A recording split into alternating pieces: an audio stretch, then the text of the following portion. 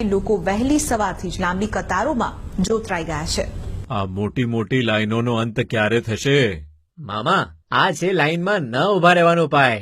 ભાણાભાઈ, આ ખેતી છે. કેટલીય સબસિડીના ફોર્મ ભરવાના, 7-12, 8 અના ઉતારા આપવાના, અને કેટલુંય કામ હોય છે. મોબાઈલથી ગેમ રમી શકાય, ખેતી ન થાય. મામા, આ મોબાઈલ નહીં, આઈ ખેડૂત પોર્ટલની વાત છે.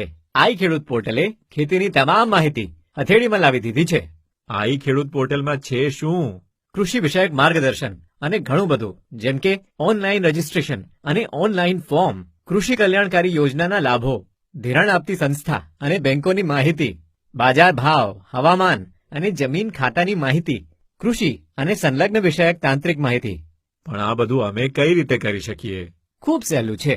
મોબાઈલ કે કોમ્પ્યુટરમાં આઈ ખેડૂત પોર્ટલ પર જાઓ અને જુઓ, અથવા ઈ ગ્રામ સેન્ટરની મુલાકાત લો. સરસ. નવા લોકો માટે નવો જમાનો. મામા, આપણે તો નવા જમાનામાં આઈ ખેડૂત પોર્ટલ દ્વારા કૃષિ ક્રાંતિ સાથે ડિજિટલ કૃષિ ક્રાંતિ પણ કરવાની છે. ચાલો આપણે સૌ ખેડૂત ભાઈઓ અને બહેનો આઈ ખેડૂત પોર્ટલનો ઉપયોગ કરીએ. વધારે માહિતી માટે આઈ ખેડૂત પોર્ટલ અથવા જિલ્લા ખેતીવાડી અધિકારી કે ગ્રામ સેવકનો સંપર્ક કરો.